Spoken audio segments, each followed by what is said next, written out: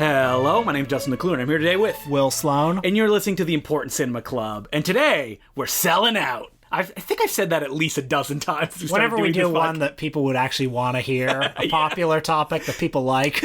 We want your clicks. That's all that we want. Justin and I have got some chilled monkey brains and some snake surprise here, and we're chowing down, and we're going to be talking about Steven Spielberg this week. And specifically, the bad Steven Spielberg, or the bad perceived by the public. Because even the most successful film director of all time had a couple that just didn't quite, I'm struggling to think how to finish that sentence. Didn't quite hit it out of the park. Didn't I say this last week? You did say it last week. Wait, that's not a bit? That actually happened again? So, Steven Spielberg, we're not going to go into his history. You know who he is. But probably the most, famous director of all time. But why don't we talk a little bit about, what's our perception of Steven Spielberg? Are we fans? Do you like him? I'm a huge Steven Spielberg fan. I know it's easy when you're getting into university and you're studying film, which I never did, to be like, well, Steven Spielberg is everything that's wrong with cinema. He ended the new Hollywood. Mm-hmm. He brought in this blockbuster franchise hellscape that we're in today. When in reality, all Spielberg was doing was making the movies that he loved as a kid in a very polished and more expensive way. And what ended up happening is that when something is popular, everybody imitates it and does it very shittily. I will confess to having maybe fallen prey to that line of thinking before, that he was the guy who ruined Hollywood.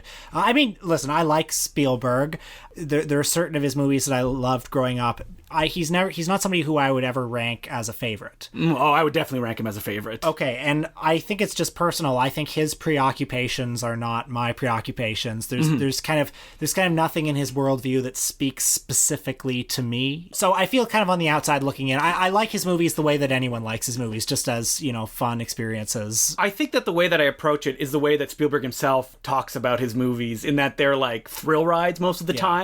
And even in a documentary that came out last year, he still talks about that what obsesses him is the way a camera moves to relay information, which is something very telling about a filmmaker this late in his career, that he's not someone like Soderbergh, where he's like, what's really my passion is performances and reality. He's still no, I like, constructing the perfect puzzle. Yeah, well, whenever a Spielberg movie comes out and I go see it, I'm always struck again by, there's nobody who knows the nuts and bolts of putting images on screen and editing them together like this guy. Well, he's an absolute master. There's a reason that he's as popular as he is, and it basically comes down to the basic math that what he's doing is so universal, and it moves people either emotionally, like in something like E.T., or just excitingly, like Jurassic Park or Jaws, that's why it translates, and that's why he's so big. The milieu that he often works in, like suburbia, not a milieu that I particularly like. Sorry to our suburban listeners. I grew up in suburbia. Yeah, you grew up in suburbia. Yeah, his politics, he's kind of a middle-of-the-road Democrat, doesn't particularly speak to me. There's nothing, he's a good liberal. His sentimentality kind of often rubs me the wrong way. It gets a little mushy at times, or even manipulative in a way. And he's very interested in stories of fathers and sons,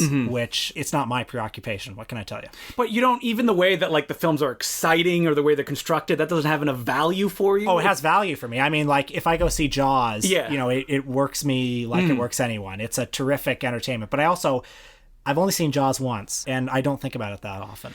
Do you think that may be because of the kind of pantheon that he's put into, and because of that, there's a subconscious kind of well, if everybody likes it and everybody thinks it's really good, and I think it's good, it's not there's a bit of resentment. There's a resentment there, yeah. Absolutely, I think. And it also, some of that, I think, colors the backlash to Schindler's List that Schindler's List has had, because Schindler's List in and of itself is a very good movie. Yes. But the fact that it has become, Hollywood's ultimate Holocaust movie renders it problematic, because the story it tells about this one success story in the middle of a massive moral failure that was the Holocaust, the fact that this kind of uplifting story is the standard bearer of Hollywood's Holocaust cinema, that's problematic. And when people talk about something like Schindler's List, it makes you feel good at the end of it, which kind of, you think that moment has passed, because the ending is kind of cathartic and oh, well, it's not like that anymore. Well, yeah, exactly. And the Holocaust, one of the fucking worst events in world history. Yeah.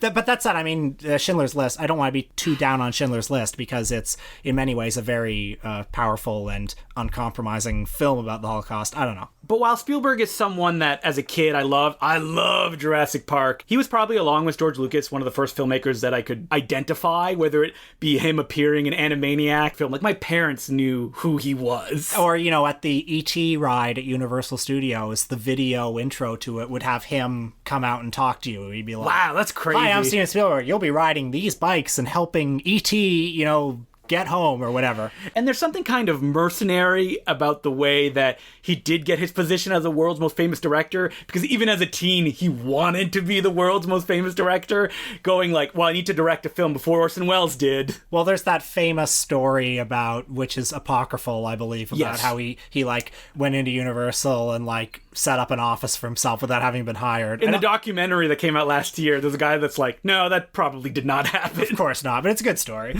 But he was put under the wing of Sid Sheinberg, who just loved his short film Amblin, and was given like tons of opportunity just to prove himself, which he did over and over again. Because if you can bring something that you shoot with Joan Crawford, which was his first like lengthy TV show that he shot, and bring it in and make it work, like you can basically do anything. And there's this myth around Spielberg that at first there was nothing but hits. Like he made Duel, like, wow, you won't believe that a TV movie can do these things. And then he made Jaws. And people kind of forget that he made a lot of TV movies between there. He made Savage, he made the horror film Something Evil, which is terrible. He did a lot of TV episodes too, like Marcus Welby, MD, stuff like that. He directed the pilot of Columbo. Oh, nice. He probably still gets royalties off that. And he said that the way that he approached it was that he wanted it to be as cinematic as possible. And I think that's Spielberg in a nutshell, is that any material that he's approaching is like, all right, how can I make this compelling by using the camera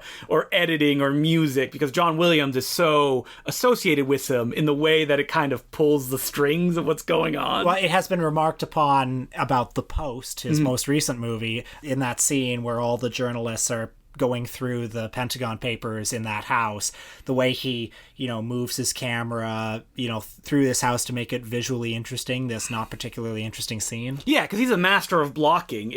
When you show a scene and you have characters move around in it, and you also have the camera moving to change the way the visual information is being portrayed. What is important, what is not important, and you do it without a cut. And that's something that any director, as they start making movies, firstly, that's what obsesses them. Like, how can I do long takes or move the camera in crazy ways? Because that's something that's very tangible. So Spielberg made Jaws, massive hit. Close Encounters, massive hit.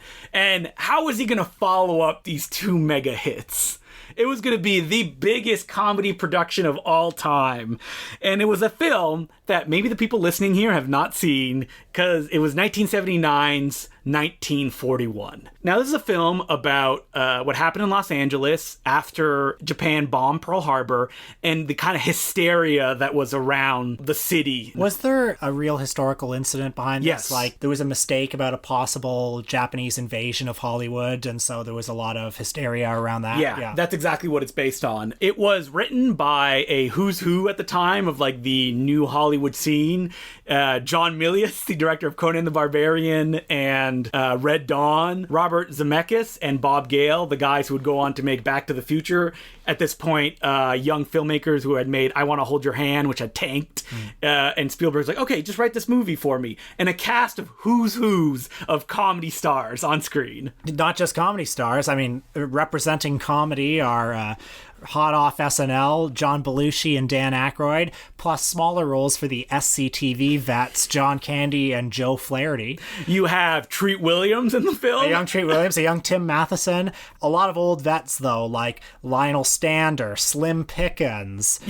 Starring Slim Pickens, pretty much. Starring Slim Pickens, Warren Oates. I don't know, Ned Beatty. And probably even more kind of little C-grade actors that Spielberg just loved and put in the movie that, like, we don't know. I mean, our favorite actor, Eddie Deason, has a lot of screen time in this.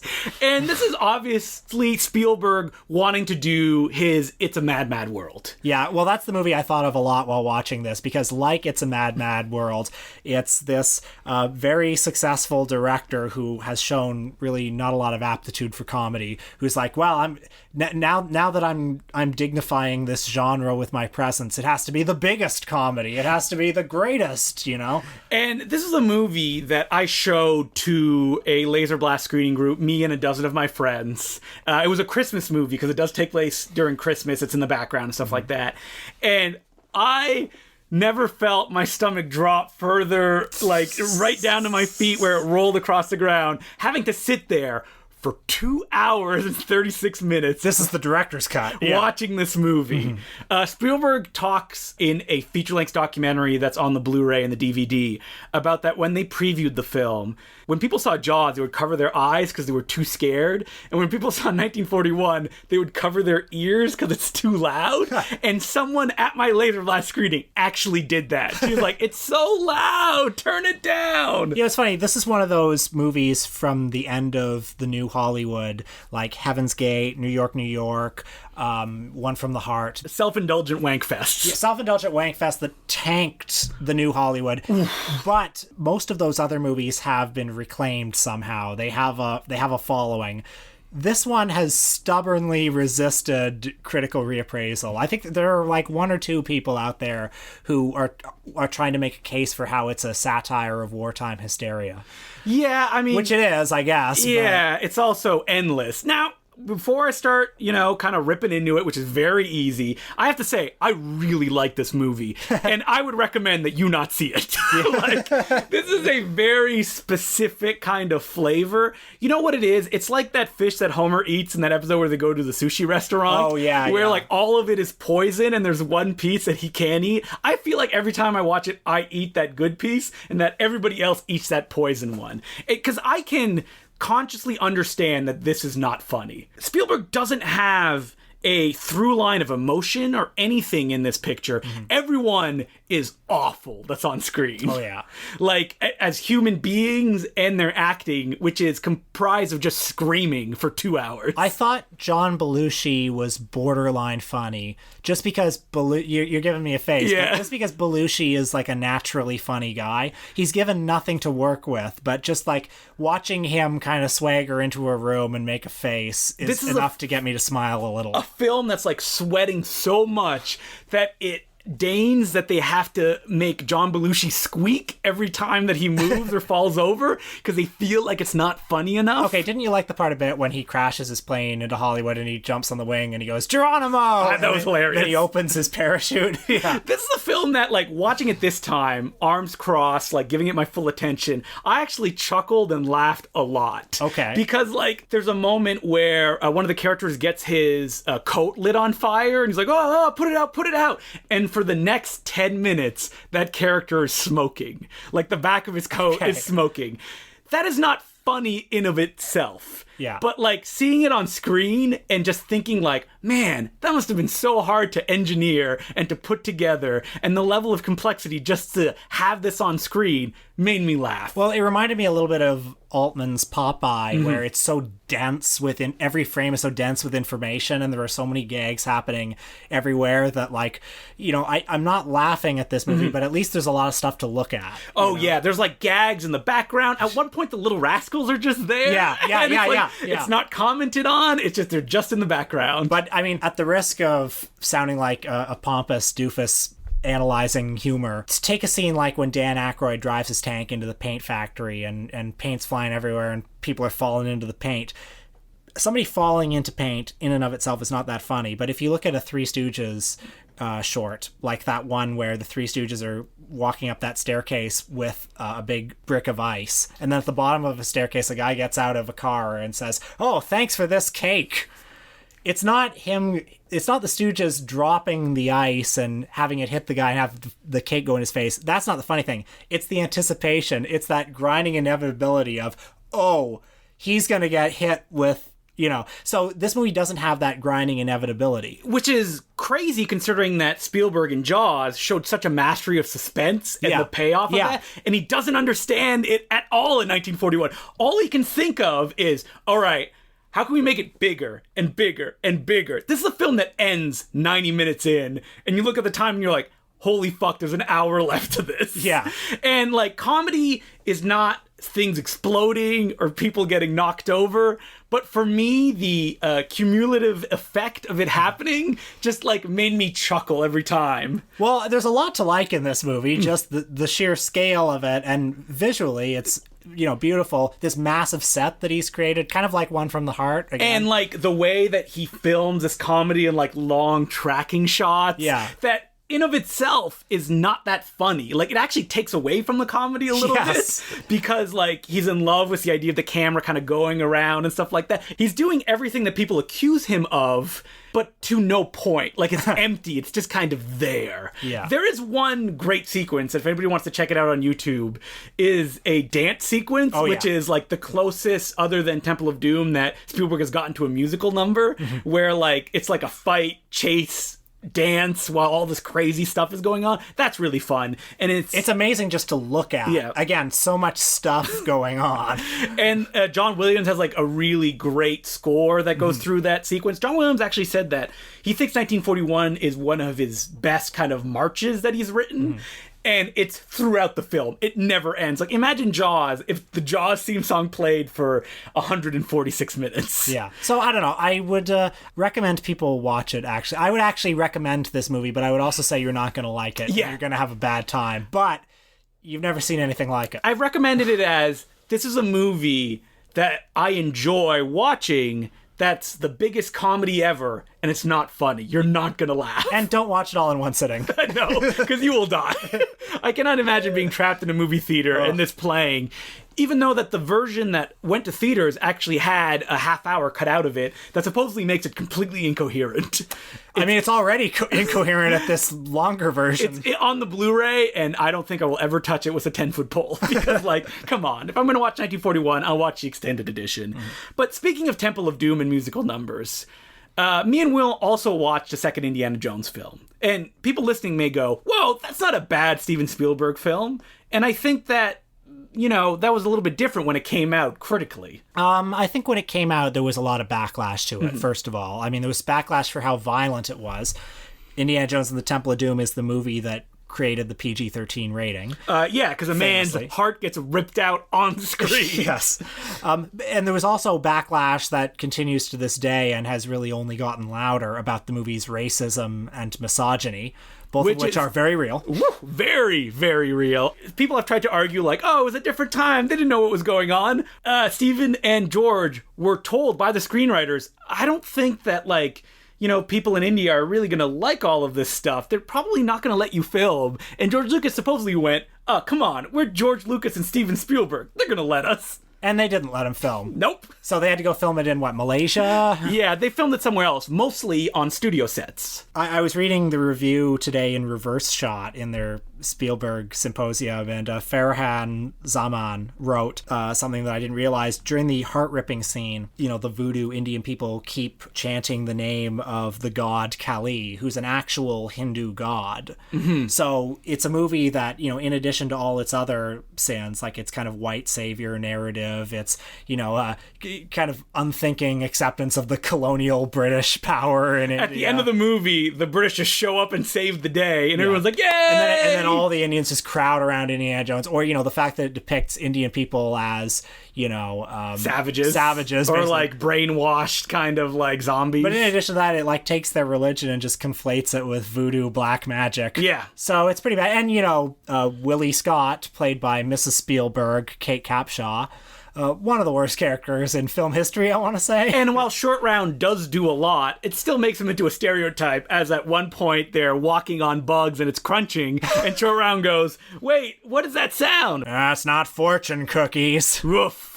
But this is also but this is also a movie though that I think a lot of people like you and I grew up watching on video and grew up loving. When I was a kid, it was my favorite Indiana Jones movie. Mine was The Last Crusade, and that was only because that as a kid, our babysitter, that was one of the only VHS tapes that she had, and we must have seen it 100 times and never got tired of it. Yeah, it's just so, when you're a kid especially, it's so action-packed. The whole second half of this movie doesn't let up. And, kids like to be scared, right? Kids like it. It's a delicate line about what's too scary for a kid and what's just right. But yeah, this appealed to me. Steven Spielberg said that when he actually watched the first cut, it came in at an hour and 55 minutes, and it was too fast. Like, he was like, all right, we got to slow this down because it needs to breathe a little bit. And it comes from the fact that George Lucas and Steven Spielberg, when they made this film, were in a bad place. They both divorced. Yeah, and were dealing with that. So they made this, dark, miserable, and mean-spirited film as an answer to the emotions that they were going through. There are some really brutal scenes of Indiana Jones being whipped. The kid being whipped. Yeah, a lot of awful child abuse. But, we can't avoid it, though, that this movie is tons of fun. I really enjoyed watching it. Yes, this week. It's colorful. It once it gets going, it never stops. It's imaginative in the way stuff is filmed. Well, I said to you on this time, the middle of this movie, from when they're in the bug room to when they're watching the voodoo ritual, and it feels like an Italian horror movie. And if you had put a Goblin score over it instead of the John Williams score, it would click into focus. Visually, he's shooting it with all these bright reds and bright yellows, just like these shafts of light, and a lot of weird cool smoke effects, and everything, because this is a movie from the 80s before CGI, everything is so tangible. They're on real sets. You were talking about that, one of the reasons that you didn't like it that much, thinking back on it, is that it felt like a theme park that you would go visit and walk around in, and now that's just a positive to it. Yeah. That everything is there, and the thing that lowers people into the lava is a big skull man with skull hands. I also think, in addition to being super fun with minecart chases, miniatures going around, little stop motion Indiana Jones. The scene on the bridge, suspenseful. And we're sitting there going, was Harrison Ford really on that bridge? And it's yeah, there was no other way to fake it. He's on there. So in addition to that, I find this movie just an interesting insight into Spielberg's ugly side. And 1941 is an interesting insight into it too, because 1941, super problematic, very sexist. It has that Animal House style of comedy. There's a character in it who's when she's on a plane, she's a nymphomaniac, and a running gag is that Treat Williams basically wants to sexual assault one of the characters, right? And he's the villain, but it's played for laughs, right? Indiana Jones and the Temple of Doom captures Spielberg's I guess privilege, he captures his racism at the time. And when you're talking about Spielberg destroying kind of cinema, Indiana Jones is a problematic film in the sense that kids see this and they just kind of absorb it, and it becomes text for them, Indian people are either poor or they're evil brainwashed cult members. And when people hate on Spielberg for being kind of the American establishment filmmaker, this is part of it. That scene with the Indian food, chilled monkey brains and snake surprise, that's him pandering to kind of the mainstream xenophobic idea. Yeah, aversion to foreign culture. This is part of what people hate about Spielberg. When we talked about bad Spielberg movies, there's ones that are very easy to go to. We could talk about Always, which you watched this week. Yeah, not good. There's not really much to discuss, other than the fact that it's interesting in the sense that Spielberg made this movie because it's a remake of his favorite film of all time, A Guy Named Joe. But Spielberg has nothing new to say, and either visually or story-wise, and doesn't even really craft very exciting set pieces. So the only reason for this film to exist, which is about Richard Dreyfuss playing a pilot who dies and comes back as a ghost who can kind of push the world in specific directions and help a young pilot who's falling in love with the woman that he loved as well, played by Holly Hunter. John Goodman's his best friend. It just, there's nothing there, and it's 2 hours long, and it's kind of I understand why this film isn't held in very high regard. It was a passion project for Spielberg, and it sounds like he didn't really have a tangible reason to make it. A Guy Named Joe, the original, directed by Victor Fleming, stars Spencer Tracy as a pilot who dies during World War II and then helps a soldier fall in love with the woman that Spencer Tracy was in love with. That's way more exciting than the Spielberg version. It's why remake it? That version is instantly more interesting. Well, I'm glad you watched it because it has, for my entire life, looked very unappealing. And you will never watch it. Just looks like schmaltzy garbage. Yep.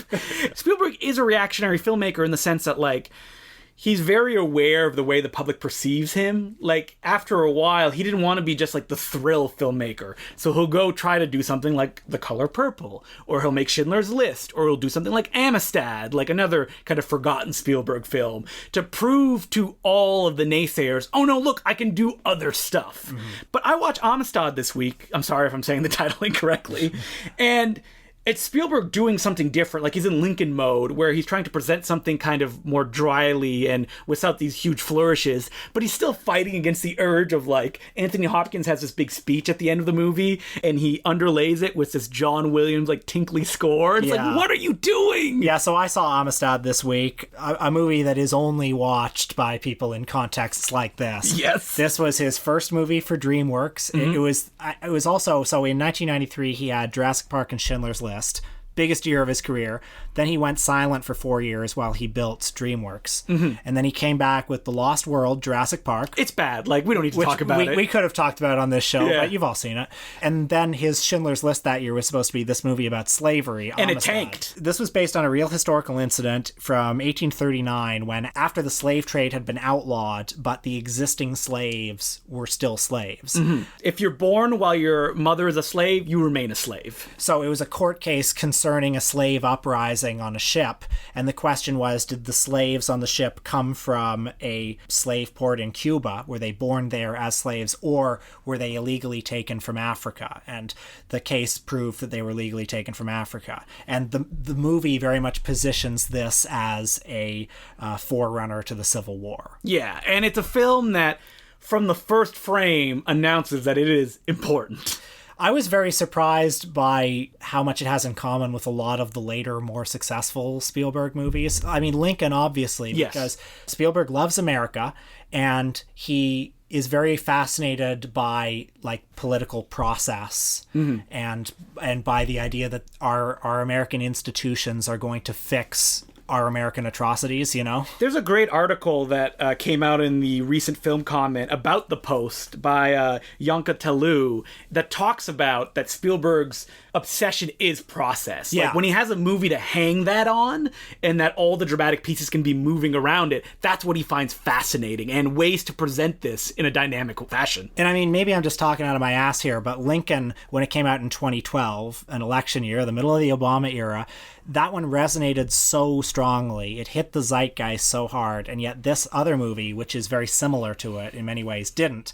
And I'm not quite sure what to attribute that to, except that maybe people were very, like, Obama was, I think, very much sold to people. The idea around Obama was that he was a pragmatist, that he was somebody who was working complicated, four-dimensional chess deals in mm-hmm. Congress for incremental change.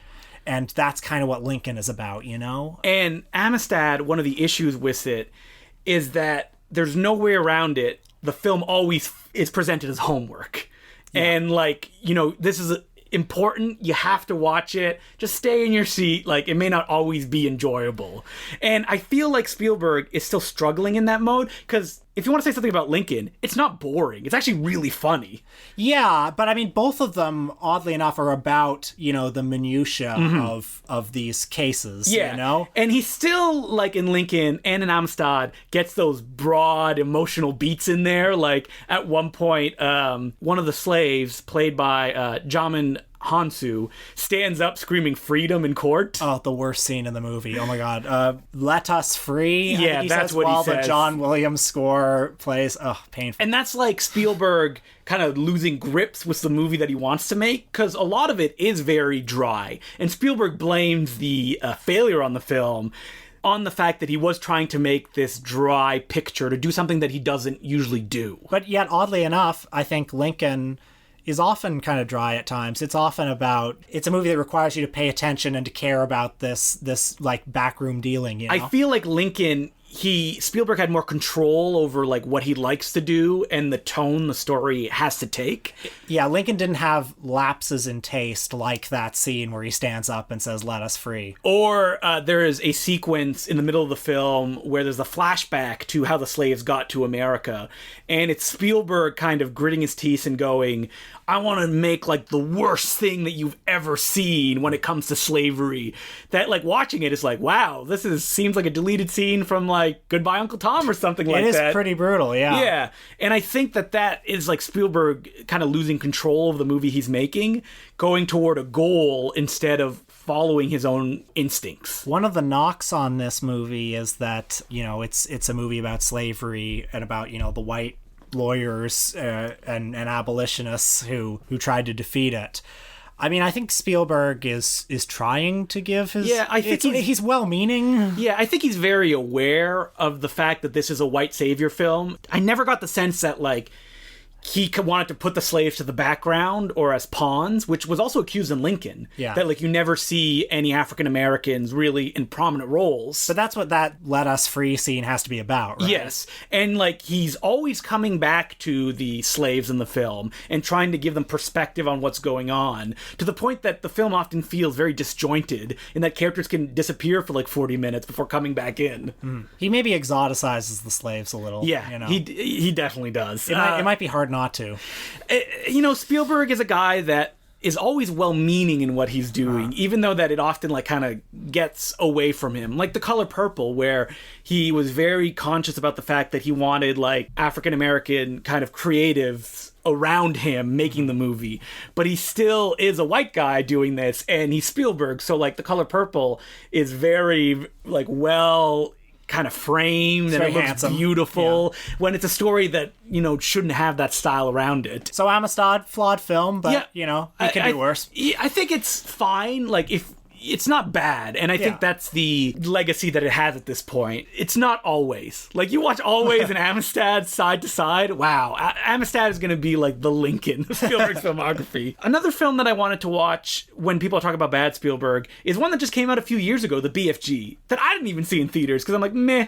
Disappeared without a trace. It didn't do well at the box office either. Somebody fucked up. The idea of a Steven Spielberg directed Roald Dahl adaptation distributed by Disney, that should have made money. I think that from a marketing standpoint, they never quite knew how to sell it to an audience. They never knew how to sell the BFG himself. Yes. As a creation. Because like that's one of the reasons that I didn't see the movie in theaters, is I'm like, oh, this is going to be kind of, very kiddie and Spielberg kind of phoning it in. But man, Spielberg is firing on all cylinders on this. Yeah, you liked it? I saw it in theaters. Yep, I thought it was imaginative. It's fun. I like the BFG character. I like Sophie, the main child character in the film. I thought it was pleasant, a little slow. It's a film that's not challenging in any way. It's actually very small scale for like a story where a little girl meets a giant. They go to Giant Land. The Queen of England gets involved in it. But it's mostly like takes place in like one or two locations. It's very gentle. I think it has a little bit of trouble translating the whimsy of Roald Dahl to the screen. There's a heaviness to the movie, I think that as Spielberg gets more into CG land and the ability to control the camera whichever way that he wants, I think that's a detriment to him. There's kind of a floatiness to films like Tintin or the BFG that like kind of rob the film of impact. Like something like Jurassic Park, like you feel like you're there even though there's all the CG stuff going on. And the BFG, there's always a disconnect to these exciting things. Like Spielberg crafts the BFG, a lot of the set pieces in these long tracking shots, but it doesn't mean anything when it's disconnected from the physical reality of movies. Yeah, definitely. But the BFG still has all those things that I like about Spielberg. There's like an inventiveness to the set pieces. The comedy is a lot of like Hong Kong style, like hiding and trying not to be spotted, and the camera working in unison with what's going on. But at the end of the day, it's very minor Spielberg. And I think that Spielberg is aware of that, and the reaction to that has kind of led into the next few movies that he's making, like The Post, which is an important Spielberg film. Yeah, the reception to that's interesting because it's a movie that, again, was aimed right at the zeitgeist, and it has been politely received, but it hasn't really caught fire, has it? Nah. It's a movie that seems almost too calculated for this moment, maybe, I can understand, but the film itself, like when you sit down and watch it, it's actually Spielberg working in like goofy mode. Like the camera's all over the place and the way that he's presenting. There's never, personally, I felt like heavy, like this is important, like something like Amistad has. It gets a little bit that way in the last 15 minutes, though, don't you think? It was a little bit of speechifying. That's fine. But like the difference between me and you is that I'm all for like melodrama or emotional manipulation, especially when someone like Spielberg is doing it. It doesn't bother me that much as long as he's diving headlong into it and is not trying to be like, oh, I'm not doing this, but I'm really doing this. Sure. You know, I don't feel there's that much that's cynical about the film that Steven Spielberg makes. And I think that's proven by the way people talk about him. That, like, even when he was coming up in New Hollywood, he was always the twerp or the nerd of the group that was kind of, like, trying to crack jokes and was kind of, like, a little bit out of the social circle of all these cool guys like Francis Ford Coppola or Martin Scorsese. And they were all having sex. Yeah, and doing drugs, which Spielberg never did. Yeah. Because there's just like a joie de vivre about him, and I think that's difficult for me to look at his films, which he is approaching like, all right, how do I construct this? Because I feel like he genuinely thinks that these things are important. It's not like exploitative in a sense that other filmmakers, like some hack, it's from the heart. Yeah, exactly, from the heart, whether you buy into that or not. Sure. You may notice that we didn't talk about Hook, which is often considered the worst Steven Spielberg film of all time, and that's because you know it's bad. And I also want to link it to Ready Player One, which is just about to come out, in the sense that The Hook and the Ready Player One seem like the same movie, which is an old man that wants to be cool. Hello, my fellow teens, if you will. I got a feeling there are some people out there who probably love Hook. I mean, people love Hook. That's a nostalgia thing, though. They're wrong to love it, I think. I think it's awful. It's a mess, and it's a film that even Spielberg has talked about, like, I was just kind of shooting from the hip. There's, like, photos of him, like, playing Game Boy between setups of Hook. That's a calculated, cynical movie. Yeah. That's a movie that Spielberg is like, all right, what's popular? Oh, skateboarders and, like, kids with mohawks, Robin Williams. Yeah. And, like, it's a film about an old guy wanting to be young, and it has all the bad hallmarks about that. And I mean, if you want a movie with a bad set, with a tacky aesthetic, go watch Hook. Dustin Hoffman, awful. Yeah, that's a film completely out of Spielberg's control. There's an apocryphal story that after the premiere, he went to his limo and cried. But, you know, I like to believe things like that because that shows them human a little bit. Sure.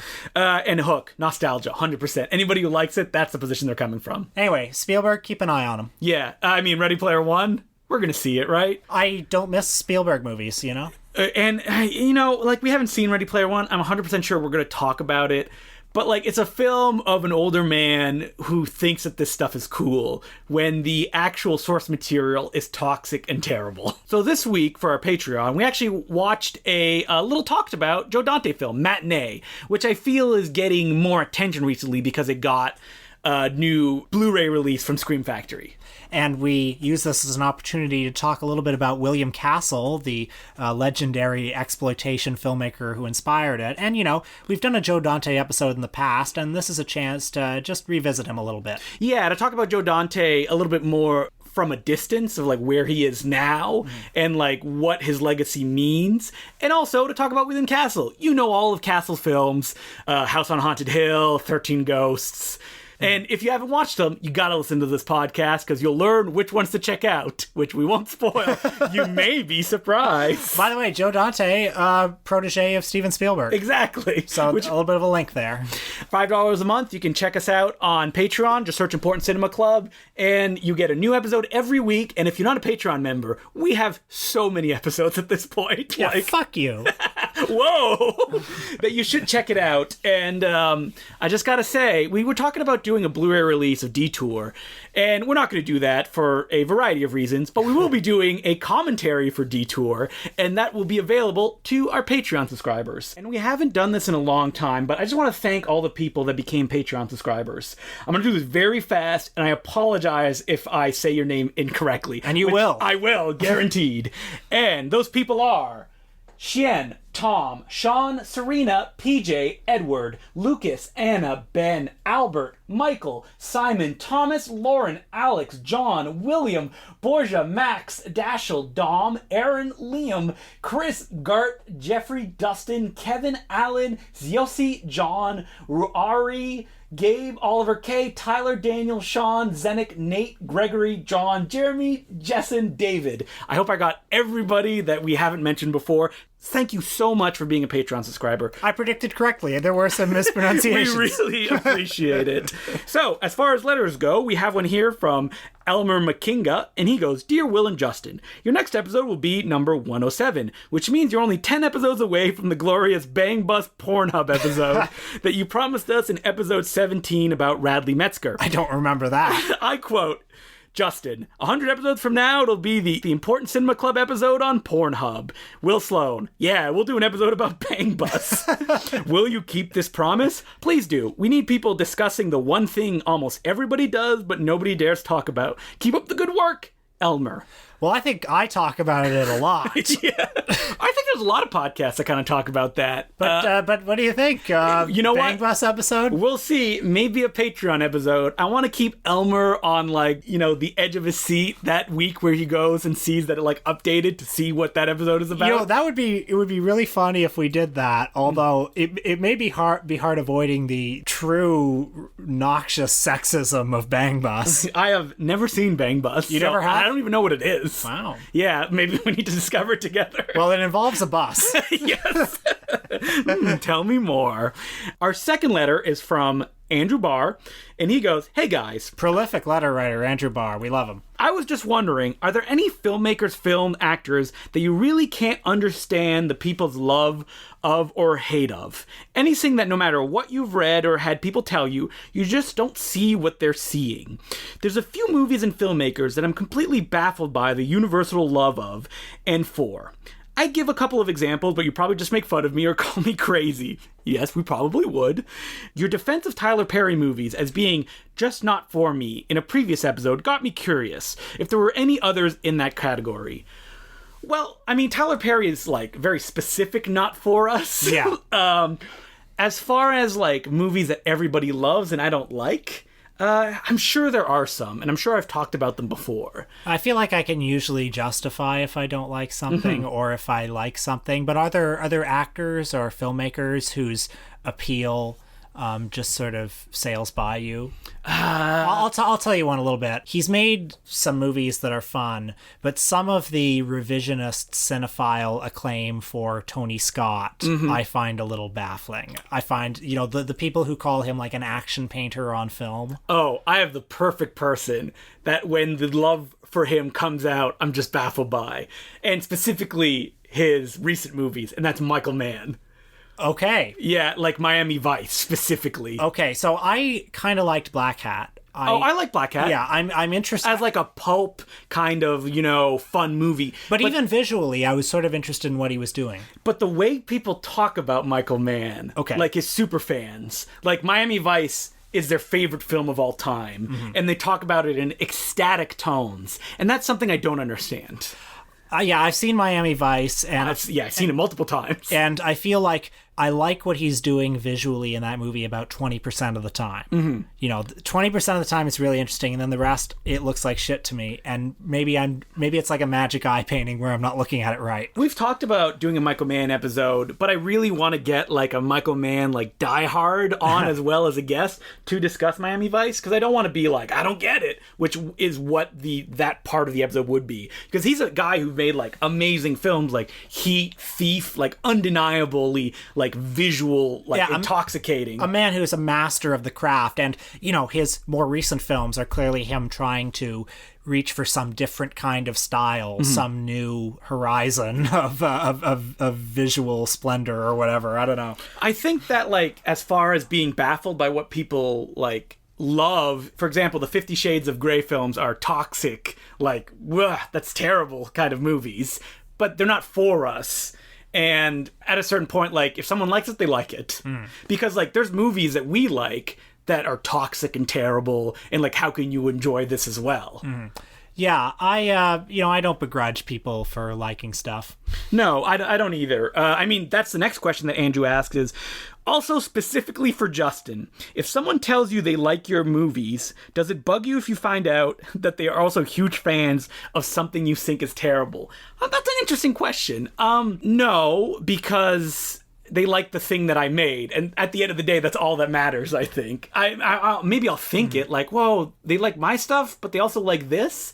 Whatever, they like my stuff, and as long as I bring them joy in what I made, that's all that matters. Yeah, I mean, if somebody tells me they like watching YouTube videos of, like, Jordan Peterson, I might say, yeah, that tells me something about you. But when it comes to movies... Yeah, it's easy on the internet to get angry when someone, like, likes or hates something that you don't like or hate. And I find myself over the keyboard, like, ready to type something. And over the last few years, I've been like, no, why am I writing this? Like, why do I need to react to this? Like, what does kind of showing what I think and trying to cement it as the right thing display other than my own frailty of my beliefs? Movies don't matter. Nah, they don't. It's something toxic. It just comes down to pride. And I mean, that's why, like, fights happen or wars or whatever. And it's just like a microcosm of that, like, I'm right and you're wrong. And that's what it boils down to. And it's like, if I like something, like, I like it. When it comes to politics, I feel that way. but movies, not so much. It doesn't matter. It doesn't matter. Unless, like you said, it's a movie that has, like, a really toxic ideology that's really popular. Something like, let's say, what was that Wu Jing film that we really both liked? Oh, what was that called? Wolf Warrior. Yeah, woof, that is problematic. Yeah. And I'm sure if someone came after us and were like, how can you like this? Like, the politics of it are terrible, blah, blah, blah. We would have to be like, yes, it is. Yeah. Like, there's no way to deny that kind of stuff. Yeah. So don't be mean on the internet, folks, if I see someone that doesn't like the stuff you like. Okay, so next week, after doing Steven Spielberg, there's a very logical follow-up to that, and that's filmmaker Joe D'Amato. Joe D'Amato is kind of the Roger Corman of Italy, was the Roger Corman of Italy. He's passed now, but not as good as Roger Corman. You may know him for producing Troll 2. Mm-hmm. You may know him for directing the Ator movies. Which were popularized on Mystery Science Theater 3000 as the Cave Dwellers, yeah. But Joe D'Amato was a prolific director of Italian exploitation movies in all genres. He started at the bottom as like an assistant cameraman, made his bones as a cinematographer, became a director. And then worked his way all the way back to the bottom. Yep, where in the 90s, up to the day that he died, he continued making movies, and the only movies he could make in the 90s was hardcore pornography. But, a lot of softcore stuff, a lot of, zombie movies. And he's an interesting filmmaker in that you will be hard-pressed to find someone that would defend his movies. Even him himself. He has often said, I had great experiences making them, but I didn't care about them, and I just wanted to make money. Like, that's all that mattered. And it's funny because we've seen, Lucio Fulci, Dario Argento. Mm-hmm. Most of these guys get a few... I mean, they have a lot of defenders, but most of them have fans. Yes. And D'Amato... He has, I guess you could say he has fans. I'm fascinated by him. But yeah, I'm fascinated by him too. Just the range of stuff he's done. He has fans because I have a book from France that is a deluxe color hardcover about Joe D'Amato. Well, we'll have to talk about that. But he seems stubbornly resistant for the most part to critical reappraisal.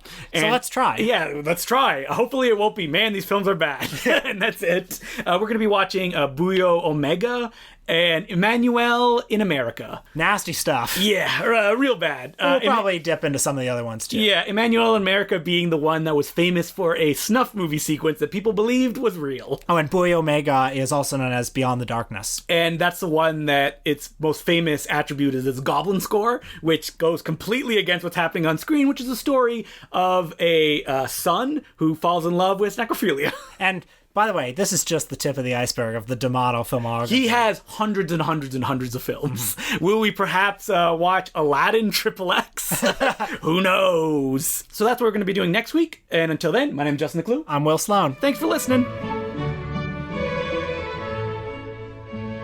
We've been receiving a lot of letters over the last 2 weeks after complaining that we don't have any, and we really appreciate it. Thank you. Keep sending them. It also allows us to pad out the end stuff with letters. We got one from loyal listener David Fior, and it goes, Hello, Important Cinema Club. Thanks for the entertaining look at Brackage and all. You guys never disappoint. The discussion about sharing a snow screening with the grand old man himself, I should point out that this letter has a subject line, The snow must go on and on and on. And it's about Michael Snow. This reminds me of an experience I had about 10 years ago at Concordia in Montreal. Does Snow make a point of attending all showings of Wavelengths? Who knows? But he was there that night too, and we got to see Shorty. There's a bunch of S's and some extra R's in there. That's why I'm saying it like that. From 2005 in the bargain, if you consider that a bargain. Wavelengths? What are you going to do about it? When faced with his majestic zoom, the dutiful cineast must lie back and sink of formalism. But Shorty touched off some real fireworks during the Q&A. Two things are required as background for this little tale of life at Concordia University during the late aughts. 1. Shorty, from what I recall, is a film which presents nondescript characters speaking in Persian and walking around their living room for quite a while. Snow cleaves these cheap soap visuals in two, and then runs the repeating halves over each other in a kind of Snobius strip pattern. Woof. It goes on for a real long time. The cumulative effect is to strip moving/talking people of all narrative significance. It's a bit like the abstract dance beginning of Mulholland Drive, except not nearly as cool. Man, you're really ripping Michael Snow a new one here. 2. He can't defend himself. Enter somebody who this letter writer will call George, a student at the Mel Hoppenheim School. I got to know George really well during the year in question as I was working at the school's Visual Media Resource Center to supplement my grad school earnings. My duties entailed booking film print rentals for Hoppenheim classes and lending out DVDs, laserdiscs, etc. to a few Concordia students who were aware of our location on the 2.5 floor of the Hall building. George came in every day for the entirety of my tenure at the VMR. First, he would whet his cinematic appetite with a viewing of Jackie Chan's Police Story. I don't mean a film like Police Story. I mean he watched Police Story every fucking day. That's dedication. That's pretty good. Then he'd top it off with an Oscar-winning film. He just started going through them chronologically. One time I tried to warn him off watching The Great Ziegfeld. Have you ever seen that movie? No, I never have. Oh, wait. Maybe I saw Ziegfeld Follies. Okay. Anyway, he gave... A big difference. Yeah, who cares? Why did I even specify? He gave a smug smile and retired to his video cubicle. But when he returned to the film 3 hours later, he let out an agonized moan of Ziegfeld! Ugh, Ziegfeld! Give us a Police Story again! To concede that I'd been right. Anyway, back to the Snow screening. When the director solicited the first question... It's a real slice of life. George leapt to his feet and shrieked at the complacent avant-gardiste, "Why you repeat these scenes over and over? Why you show these things 30, 40 times? 1 time, 2 times, 3 times, okay. But why do you do this 30 or 40 times?" A hush fell over the crowd. Snow. It's like I'm really there. Snow, very much taken aback by this eruption of YouTube commentary, took a moment to collect his thoughts, but he did his best to explain the creative process which had led him to loop these bisected scenes over each other with such dogged tenacity. George listened politely, then capped off the conversation by observing, "Michael Snow, 30, 40 times is too many. Why you do it so many times? You did not need to see it that many times." If only he had shrieked, "Ziegfeld!" the evening would have been absolutely perfect. Anyway, Snow behaved extremely well under adverse artistic conditions. He rose considerably in my estimation that night. See, this is like storytelling, right? He started bashing Snow, and then he lifts Snow up at the end, and he lifts him so much higher because he bashed him at the beginning. He rose considerably in my estimation that night, despite the lackluster nature of the films. And I already kind of loved him for abridging Wavelength into Wavelength for Those Who Don't Have Time by chopping it up and turning it into a Neapolitan ice cream viewing experience. I don't know what that means. He's a national treasure. Excelsior, Dave Fior. Thank you, Dave. It's a very funny letter. A little long, I gotta tell you. Yeah, a little bit long. But very funny. And all I can really say to add... have you ever had that experience of like being in a screening where the audience was like angry at the filmmakers and they were there in the room? I feel like I have, but the only one that's really coming to mind that's an instance like that is I saw Gaspar Noé's Love at TIFF. And during the Q&A, somebody stood up and asked Gaspar Noé, what was the point of that movie? And then Gaspar Noé, to his credit, said, I will quote Alfred Hitchcock, "If I had a message to deliver, I would go to a post office." That's great.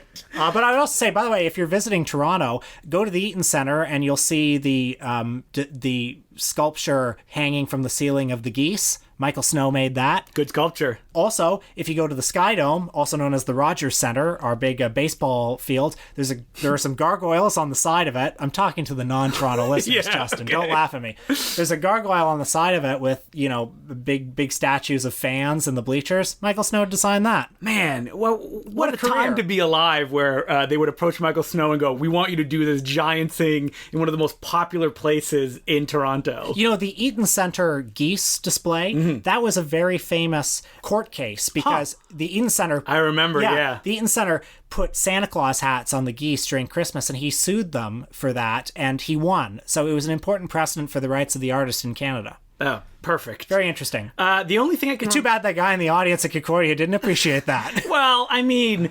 Look, if you do something great and then you do something shitty, you can tactfully let them know your displeasure, not doing a Q&A. Like, all that is like, look at me and how smart I am. Also, I think Michael Snow deserves your respect if he's there in the room. Yeah, Which is why I did not walk out when they put on that video of his free jazz performance. And you said publicly on the podcast that it was shit. And like, why am I watching this? Michael Snow's not going to listen to this.